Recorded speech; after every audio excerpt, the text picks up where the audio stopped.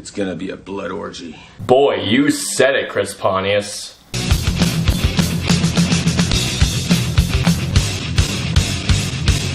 "300 Rise of an Empire." So 300 Rise of an Empire is a prequel, a movie that parallels between the events of 300, and it's a sequel to 300. And the movie follows Themistocles, played by Sullivan Stapleton, who is the Leonidas of this movie. Well, it's supposed to be an adaptation of the unreleased graphic novel Xerxes, which is currently in writing right now. I was one of those people who absolutely loved 300 when it came out, although it was a little too stylistic, but I will say Zack Snyder, I'd say, is a very underrated director, even though I didn't like Sucker Punch that much. When I heard there was going to be a sequel to this movie, and when I heard it wasn't being done by Zack Snyder, he was only producing and partly writing the screenplay, I was like, I don't know about this one. But you know, I decided to give it a chance anyway, and you know what? I had a bloody good time with this movie. No pun intended. Sullivan Stapleton does a fairly good job with what is given as Themistocles. He tries to be the new Leonidas, but let's face it, he will not come anywhere near as close as Gerard Butler was. But he does a pretty decent job as being the new Leonidas of the movie. Eva Green does an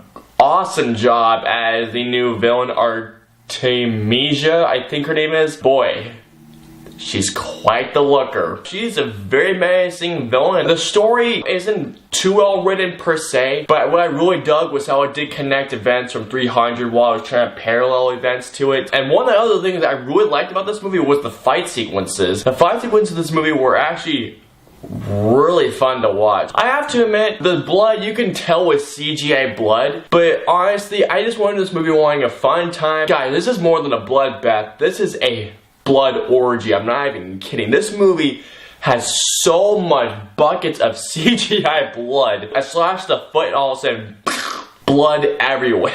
While I was fake, I had a blast watching the fight scenes. They were very well choreographed, not shaky camera everywhere. You could see what's going on. The CGI, 90% of the time, was great. I loved how they kept the same style that Zack Snyder did in the original. The movie was a high budget. Come on, there was a few scenes where I could tell the fuzzy lines, and there was one CG establishing shot that I swear to you guys has the graphics of a PS2 game. We're in 2014, we're past Gravity. I expect better CGI than that. And plus, I swear, there were some times, I think there might have been stock footage. I think you should just go into this movie expecting just a fun time, because that's all that really is. It's nothing groundbreaking. All this movie is just a fun time at the theaters, and I just got that. So overall, 300 Rise of an Empire, it's not as good as the original 300, but you know, it's still a very fun time in the movies. If you're looking for basically a bloodbath with a lot of fight sequences, this is definitely the movie to check out. So I'm gonna give 300 Rise of an Empire, I'm gonna give it 3.5 out of 5 stars. I had a blast with this movie, guys. What is your favorite graphic novel movie? And I will see you guys next time.